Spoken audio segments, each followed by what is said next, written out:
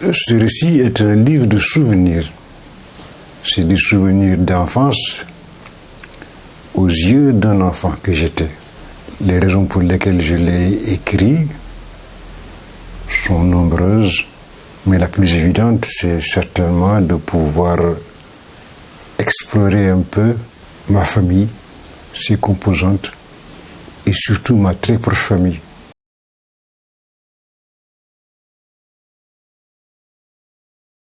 Ce titre m'a été inspiré par une chanson de Harry Belafonte, chanteur et militant du Harlem américain, qui m'a semblé correspondre à ce que je voulais,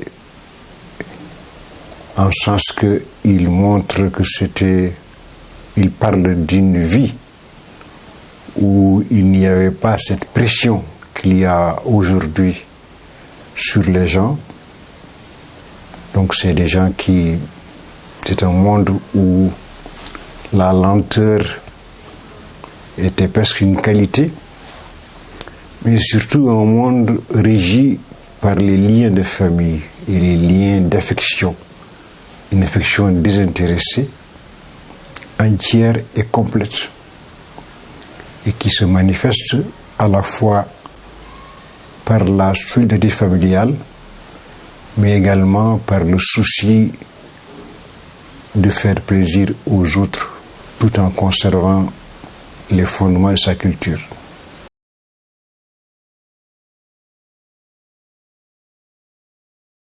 Mon premier lecteur, pour mon plus grand plaisir, c'est mon cousin, qui est aussi un écrivain de renommée internationale, Cheikh Hamidou Kane.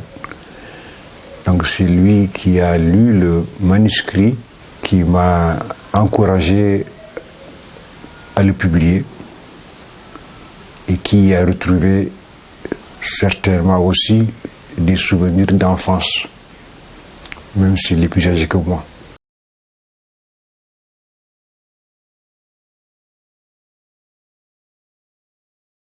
Il est multiple.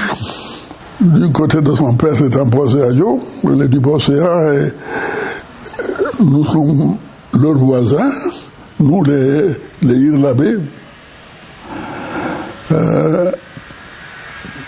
Cousinage parenté à plaisanterie, qui nous lie de ce double point de vue, à la fois du point de vue donc de Boséa grandement Irlagal, sa mère et ma tante, notre grand-père commun, dont je porte le nom, est enraciné du côté de la province traditionnelle des Irlabés.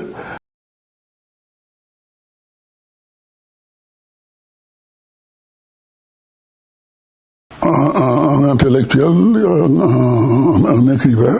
Il est donc bien enraciné dans notre famille et dans notre univers, n'est-ce pas? Il est typique et caractéristique de cela, de cet enracinement dans la culture traditionnelle et aussi sa culture occidentale. Je merci dans la famille, on a quelques modèles de cela, dont lui-même, dont Abdoulaye Liman. Il a déjà laissé sa marque par de nombreux ouvrages.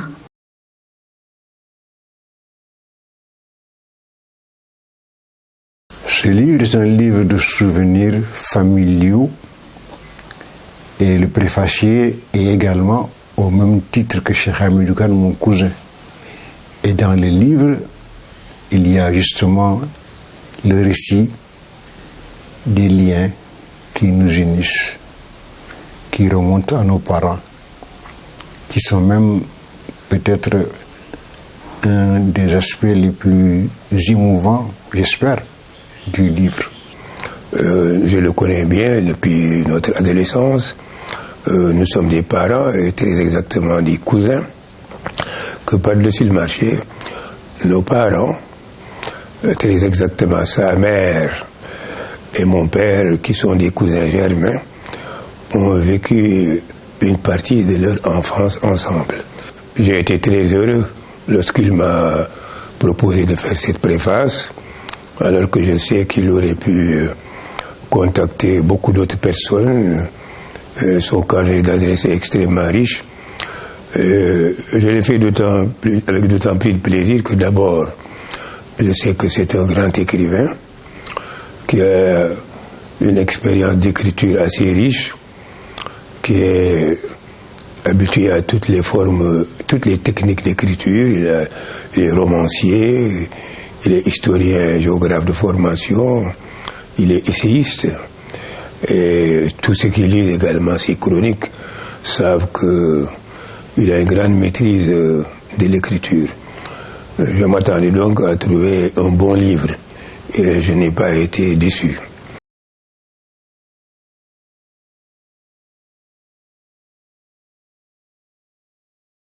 Ma mère et mon père n'ont aucun lien de famille.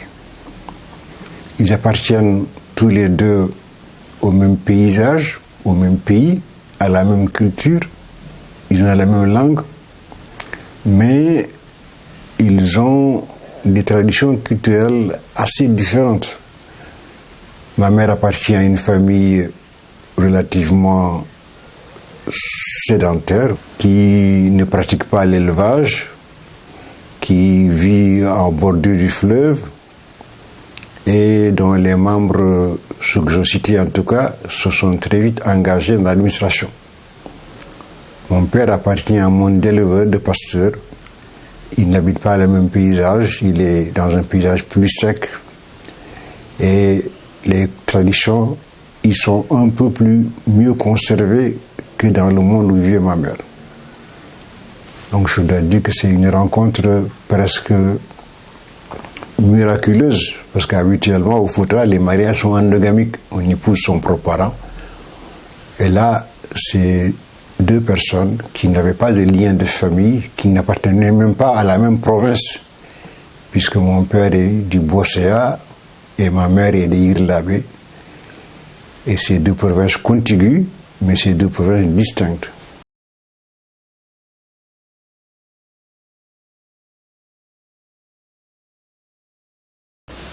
Il était un érudit musulman, Alpha, c'est son titre. Sa descendance est composée d'érudits et d'enseignants musulmans de l'autre côté, et on occidentalise dans une certaine mesure.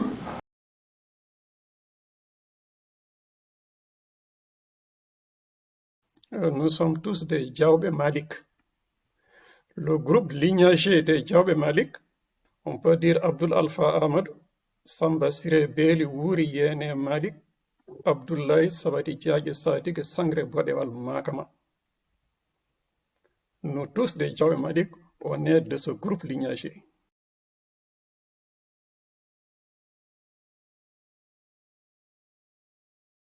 Il a voulu faire de manière approfondie le portrait de son père et de sa mère. Ça me paraît être le cœur de cette autobiographie, si bien que c'est autant son autobiographie à lui que la biographie de son père et de sa mère. Et ce sont les aspects les plus développés, et il a une façon subtile de le faire d'ailleurs, qui ne consiste pas à dire d'un seul trait tout ce qu'il sait d'eux, mais à distiller dans tout le récit du début à la fin les caractères opposés ou semblables qu'il décèle chez eux. Et ce qu'on peut aussi voir, c'est la complémentarité des caractères entre son père et sa mère. La mère est beaucoup plus du côté de la gestion de l'immédiateté, des relations de la famille, de la gestion quotidienne du ménage, mais aussi de l'entrée des enfants à l'école coranique, alors que le père est plus distant, incarne une certaine autorité et qui par conséquent n'intervient que de rares fois peu enclin à parler d'ailleurs, mais qui va souvent à l'essentiel. Mais cette complémentarité permet à la famille de fonctionner de manière tout à fait amoureuse, tout à fait harmonieuse.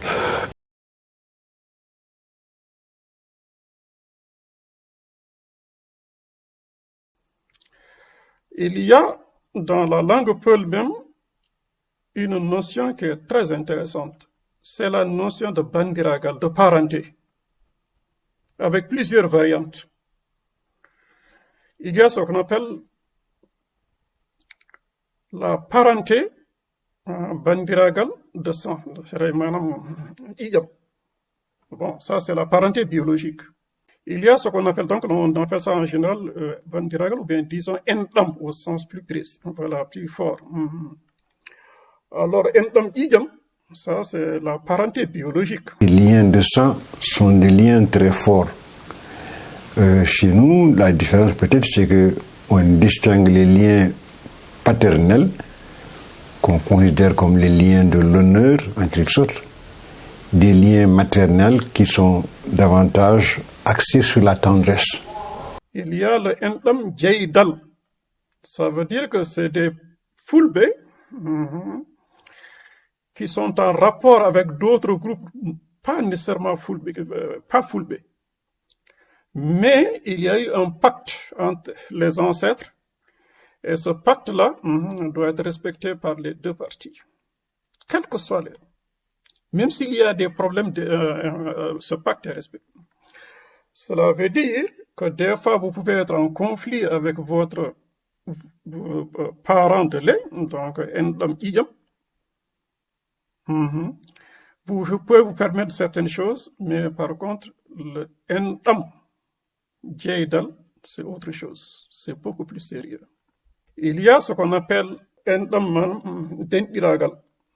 On appelle ça plus communément le cousinage à plaisanterie. Quand on dit plaisanterie, c'est au niveau de la forme.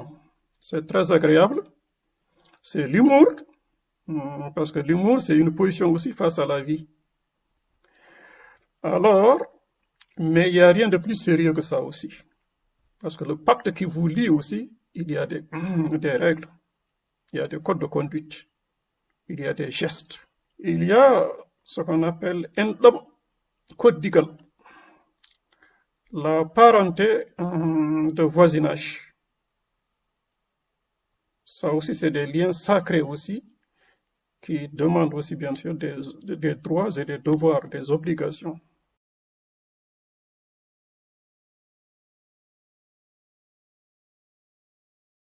Allah waɗi babam yeehi law min gummi e nokku ɗo wonno baabiraɓe amen garani min baabi amen joginoɗo min o on arani ko miñumen garani min garti to min jeenoɗo min gadori ko galle baabi amen mawnum baabi amen o min goni toon balɗe galle amen huɓere baabi amen mano galle bambum nde fewnita ha feewi e ballal baabi amen joginoɗo min o nde min puɗɗi ruttade to galle baabi amen huɓere baabi amen mano nde min goni toon minene jinnaɓe amen ɗiɗo ɓe sabu min mbiyata tan ko jinnaɓe amen sabu minen min meeɗa wiide nene walla somin kalde min mbiyata ko neniraɓe nene en mbaɗi ni nene en mbi ni nene en mbi ni hakkude amen noon ko hakkude jiiduɓe tan frère mana jiiduɓe yumma e baaba no frère uji mbaddirta ni ko noon min mbaddirta après yummiraɓe amen ene hay hunde ala hakkude mumen so wala weltare miñiraɗo e mawniraɗo ga sœur uji ɗiɗi grande sœur et petite sœur ɗum woni hakkude jinnaɓe amen korsa e njurum woni hakkude amen so goto e mabɓe haaɓe goto wonmo haaɓi kamɓe fof ɓe kaɓe mo anani mawni amen gorko afo kañum woni puɗɗinoɗo liggade tabarakallah machallah jogue amen korsa kala kone waɗa minen ɗiɗo surtout mawɓe rewɓe ɗiɗo ɓe ma ardina min hen hetta comci ɗi nandata potata so tawi ko woni fof ko kamisa goto jogoto kamisol gotol o totta moni fof kamisol gotol tawi ko gude so tawi moni fof ko gude mum gude ɗiɗi o totta moni fof gude mum ɗiɗi o hetta dal o fewna ha feewa ko ɗum wonno gurdam amen toon ɓe nehi ɓesguji maɓɓe koye jokkude enɗam kamɓe ɓe jokkodiri kamɓe ɓe kulodiri ɓe nafodiri ɓe ndewodiri kala ko ngati oɗo ɗalde nde fuɗata koye goɗɗo o sabu tinata kala ko heeɓi oɗo goɗɗo o tinata.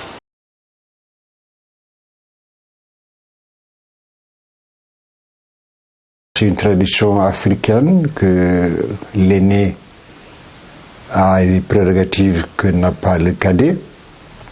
Hakkunde neɗɗo e mawnum wonno tan ko miiraɗo ala konngol e yeeso mawnum caggal nde yumma e baaba jehi ko mawniraɗo tan ɗomtoto mawniraɗo o so debbo so gorko ko haali fof ko noon kala ko mawniraɗo ƴetti miiraɗo ɗonɗo haalala ete tan ko mawnam haali mawɗo ko mawɗo cukalel ko cukalel ne so mawɗo yamiri waɗete mawɗo ne kadi ne jogui e jurum e sukaɓe no feewi e korsa e nafoore e fof kaari mawnam haali so kaari o ko debbo ko noon kaari mawnam haali nde wonno so gonga ɓen nene ko julɓe kalata so wona lawol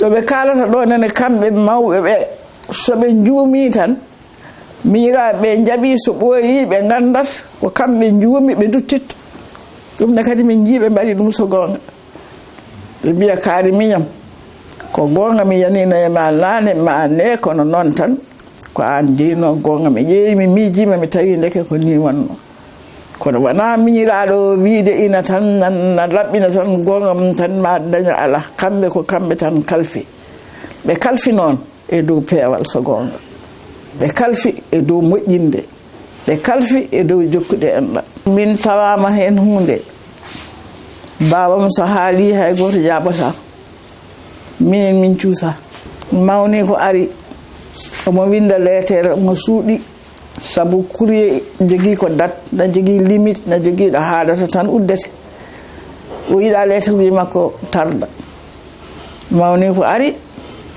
ɓe jewti jewte belɗe comme no ɓe mbaɗanno wimo miñam cheikh miñam min de mbeɗa yiiɗi o mbeɗa joguino wonko jinnomi bindanami lettere o wi ɗum mawnam mbeɗa ñaguima muñanami courrier nana yaaha somi gasni mi windanma ma walla mi ara mi windanma tan mawniraɗo ummi wimo e jaam mi wima ya windanam mbiya emi muña mi ko min muñata mettini oto fawɗa ɗum o wi hay nokku tan yeehi fadani ni ha yeehi ummi tan yeehi kanko ɗo joɗotono koye siis o ɓorotano paɗe makko koyɗe mehe o rewe mum ha to woɗɗi so gonga tawa ha galle won galleji pottiɗi minen nene min dewi hen nde wonno min meeɗa yiide ɗum meeɗani yiide bawa amen ndeke ine jogui bawa mum ko mawnu o rewe mum omo tuuba yaafumi a haali gonga yaafumi a haali gonga an mi windanma ma jehen mi windanma mawniraɗo o dari ruttiti nde wanno koɓe gonirantede koɓe moƴƴuɓe mbimo mi yaafimama mi yaafi jali o yaafimama mi yaafimama alhamdulillah a jarama koye ɗum min neha tan koye jokkere enɗam so gonga koye ɗum min neha. Si on l'apprend dans son acception ordinaire, on a l'impression que c'est simplement la domination décadée par les aînés, par une autorité implacable, et qui n'aurait comme préoccupation que la domination. Il y a certes cette relation de supériorité, mais c'est une sorte de souveraineté consentie, souveraineté acceptée, et qui a pour contrepartie une affection d'ailleurs mutuelle.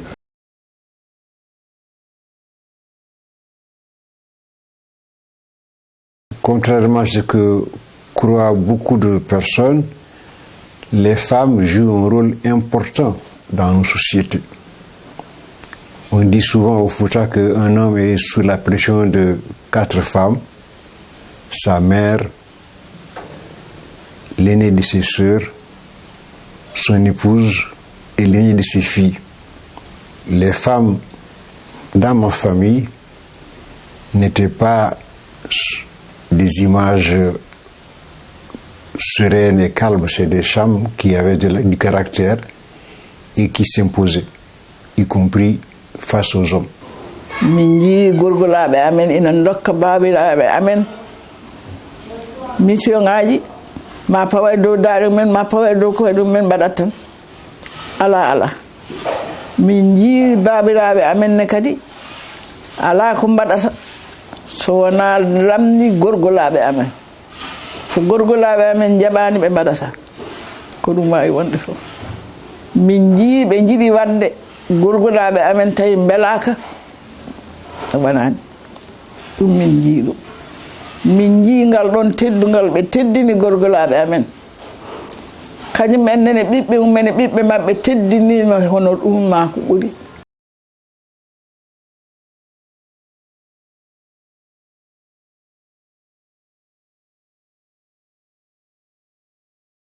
Je ne peux pas le dire. Moi, j'ai la culture de ma famille maternelle. C'est elle que je connais le mieux. C'est en son sein que j'ai été élevé. Ce sont ces traditions que j'ai pratiquées. Je connais moins bien ma famille paternelle, mais je pense qu'elle a, dans mon livre, le mérite d'avoir été, au fil des ans, moins contaminée par le voisinage du blanc, puisque ce que je raconte c'est l'époque coloniale, et d'avoir gardé de manière plus concise d'héritage culturel qui traduit ce qu'on appelle le Pulagu. Fadel Dia, ce livre a une dialectique à laquelle il essaie de tenir la balance entre les deux, parce qu'il est apparenté de part et d'autre, mais à mon avis, il l'a fait pencher d'un côté, et je vais dire comment. Les Fulbe, c'est évidemment les Peuls, qui dans son récit et d'une manière générale vivent dans les hautes terres, c'est-à-dire non inondables, et qui vivent d'élevage, et qui célèbrent un culte pour la vache et le lait, comme c'est connu dans ces mythes. Et le grand-père de Fadel Dia vient d'une de ces localités des hautes terres, Fulbe. Alors il brosse les traits, les caractères des Fulbe avec toutes les qualités possibles et imaginables, la bravoure, la dignité, l'attachement à la parole donnée, etc. Et surtout, un reste de paganisme pendant longtemps et une certaine réticence à la fois vis-à-vis de l'islam et vis-à-vis de l'école française. Alors, du côté maternel, c'est-à-dire de sa mère, à lui, Fadel Dia, qui est aussi le côté maternel, nous sommes des Fulbe. Nous venons de Sinthiou-Djongi, et tout le monde connaît notre origine de Fulbe. Il sait donc que lui aussi, de ce côté-là, il est Pullo. Mais il nous brocarde à travers son livre en disant que nous avons fini par adopter le patronyme Khan, parce que avec la révolution théocratique, les Torobé sont devenus la caste dominante, Et pour bénéficier de ces privilèges, nous avons largué notre patron Diallo au profit de l'autre, tout en nous réclamant, par ailleurs, de ce caractère fulbé, etc. Alors, évidemment, lui-même utilise ici cette pratique de la parenté à plaisanterie, et il est placé au cœur, il est à la fois de l'un et de l'autre, et selon les moments de son récit, il penche du côté de sa mère, ou il penche du côté, mais globalement, il penche beaucoup plus du côté de son père, ce qui signifie que sa balance n'est pas très équilibrée. Il y a un parti pris là, dont j'aimerais bien l'entendre nous expliquer comment ça se met. Il n'y a qu'une explication à cela. Son père vient des hautes terres, non inondables, de hameaux. Il a vécu en se mariant et en travaillant à Matam, terre inondable près du fleuve, donc un peu plus civilisé. Et il essaie de défendre la civilisation de son père, la civilisation pastorale, d'où le déséquilibre. Mais nous savons très bien que toute l'affection qu'il porte à sa mère et ce qu'il en dit n'est qu'une manière encore autre de tenter de créer l'équilibre entre les deux.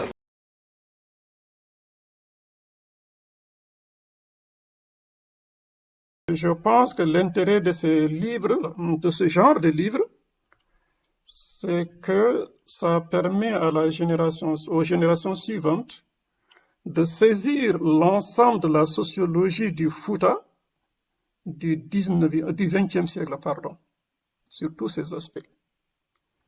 Alors, ce ne sont pas des romans. Là, je pense aussi que l'ouvrage de Kao, je ne pense pas que ce soit une simple autobiographie pour raconter sa vie. Non. Je pense que c'est à travers cette autobiographie, c'est le portrait de la société du Fouta du XXe siècle. C'est ça son intérêt. Les Européens ont l'habitude de faire, comme on dit, de décrire leur autobiographie. C'est pour chanter, s'admirer. Mais je crois que pour nous autres Africains, d'habitude, on nous dit qu'il est difficile de se connaître pour parler de soi-même. Donc, il y a aussi ce qu'on appelle la notion de pudeur. Alors, quand on parle de soi, entre guillemets, c'est plutôt, on parle de l'ensemble de la communauté. C'est ça l'intérêt aussi de ce genre de production.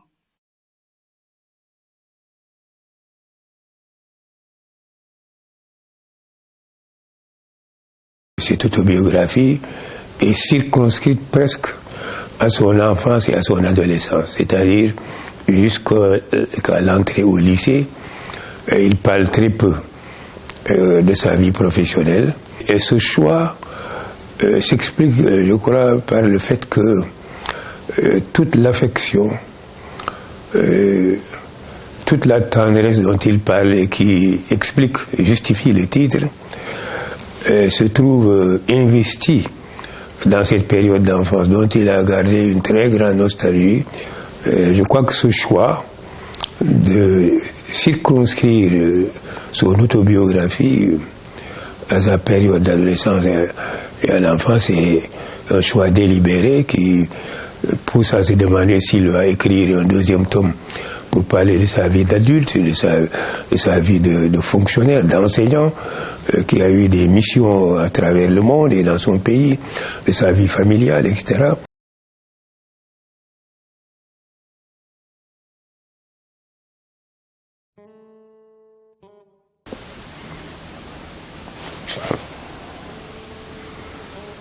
Je ne sais pas.